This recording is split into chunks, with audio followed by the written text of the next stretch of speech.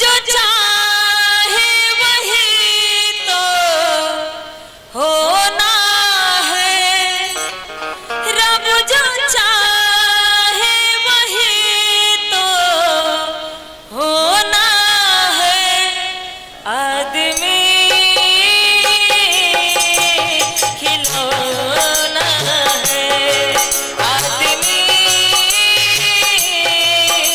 खिलौना है, रब जो चाहे वही तो होना है, रब जो चाहे वही तो होना है।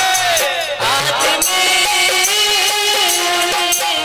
खिलौना है, आदमी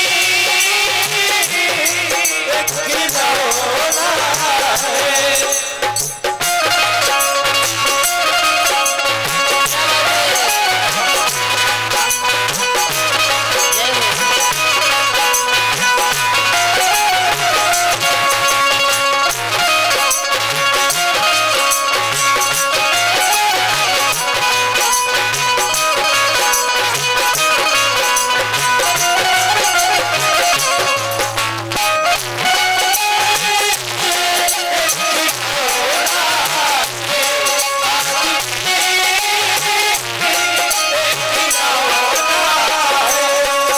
अच्छा एगो बाती के गुंजाइश बा कि ओ माई के कौ जना बेटी रहली हलो के बता सकेला? ए जी ने कितना जानी रहनी हलो? सब जानी सबने के आइए मिला बता कि हम चिन्हते बाने कहीं। हां राउर बेटी जितना जाने बन ले जा बुलाएं, राउर बबुआ जो जाने बन ले के एक बार जीना है हंस के हमें जीवन के हर पल, कोई ना जाने यहाँ क्या हो जाए कल।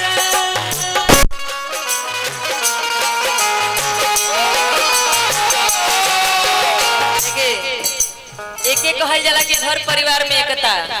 रौरा भाभी जी हैं वे है नो, अरे वहाँ के पतोहा है नो, बड़ भाई बड़ जने कौ जने रहनी हलो?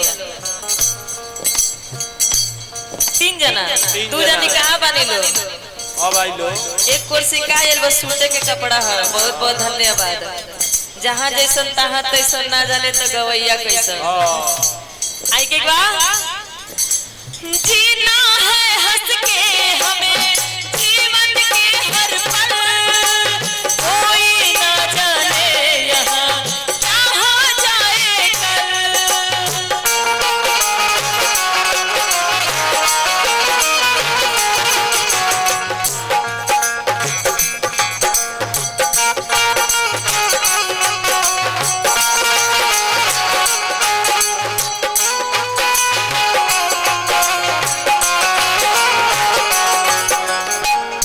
तनी तनी समझ में आता।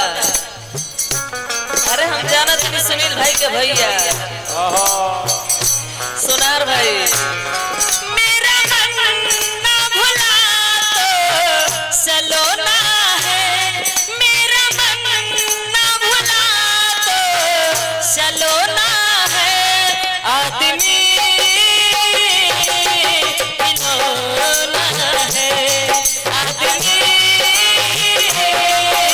खिलौना है, रब जो चाहे वही तो होना है, रब जो चाहे वही तो होना है। आदमी खिलौना है, आदमी खिलौना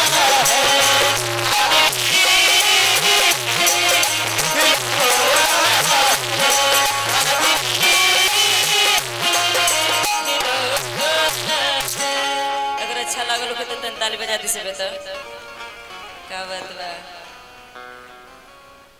एक बार